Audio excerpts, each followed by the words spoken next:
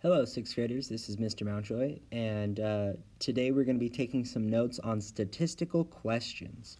Now, you should be on page 3 of your math journal. Page 1 should be why we use our interactive notebooks. Page 2 should be your Unit 1 vocabulary. And now, page 3 should be statistical questions. You should have your page set up with your left and right side like this. A space for your title and objective, your notes, your questions, some things to explore, that's the side where you get to show me your thinking, and space for a summary. All right, in your explore section, I would like you to write down a brainstorm of how can you determine the most liked color of the sixth graders at this school without asking everyone. So as you're writing this down, I'm going to go ahead and talk to you just a little bit more about what this means.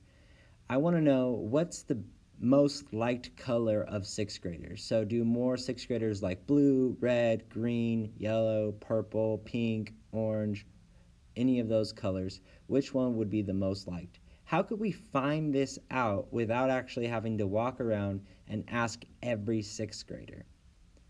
I recommend pausing the video right now and taking a minute to 2 minutes to write down your ideas.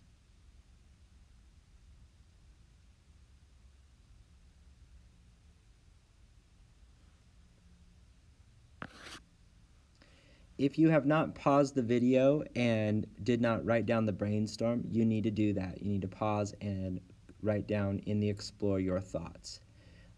If you've already done that, then we can start the notes. The notes are on statistical questions, and here's our objective. I can pose a statistical question and determine if a question can be answered by data.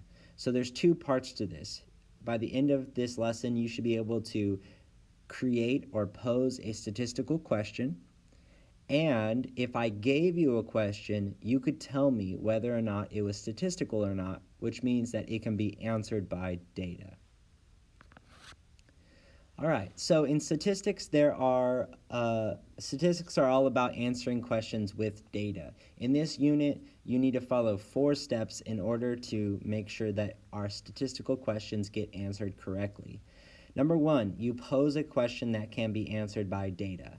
That is a statistical question. Number 2, you create a plan of how you want to collect that data. Are we going to walk around and ask students? Are we going to make an online survey? Are we going to randomly call houses of students? Are we going to go into a 3rd grade class and ask the kids that are in there? What is our plan to collect the data? Step 3, we want to create a summary of the data with graphs and numerical summaries. So we'll look at graphs, tables, different types of plots like dot plots, histograms, and box plots throughout our unit. And then number 4, you answer your first question, that first question in step 1, after you've reviewed all the figures and numbers. If you need a minute to pause the video and write this down in your own words, you can do that now.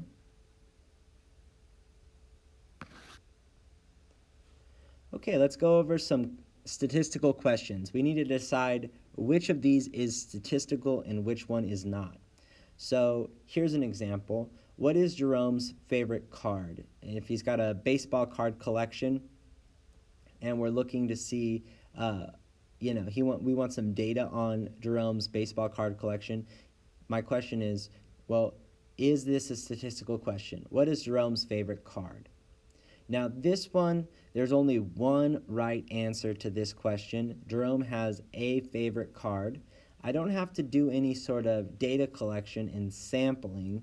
All I gotta do is ask Jerome what his favorite card is, and Jerome will tell me. So this is not statistical. There was no data involved, and I did not have to go around and sample any population. Question 2. What is the typical cost of a card in Jerome's collection? For example, what is the average cost of a card? Now for this one, what I need to do is I need to figure out how much all the cards cost and do some calculations with that to find what is the average cost of his cards. Now this does require data collection. I need to find the price of every card, or a good sample of every card. And so this one requires data collection. It is statistical. Question 3. Are more of Jerome's cards for current players or for past players? Now this one, I would have to figure out how many represent current players and how many represent past players, or I'd have to take a sample and determine how many in my sample were current and past players. Because I'm collecting data on this is statistical. And finally, question 4. Which card is the newest card in Jerome's collection? Well, there's only one answer here. I do not need to sample all of the cards. I just need to look at the newest card, so this is not statistical.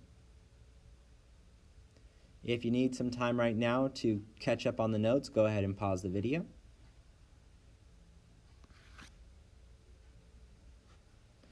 Okay, in your Explore, I have a second question for you. I want you to determine whether or not each of these questions is statistical.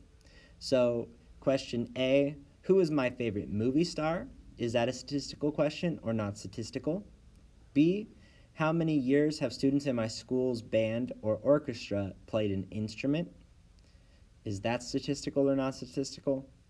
And finally, C, what is the favorite subject of 6th graders at my school?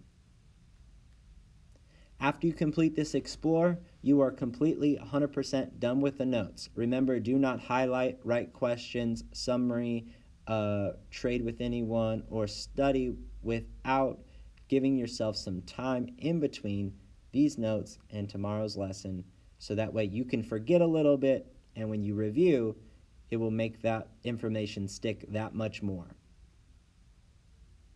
All right, guys, have a great day. We'll see you tomorrow.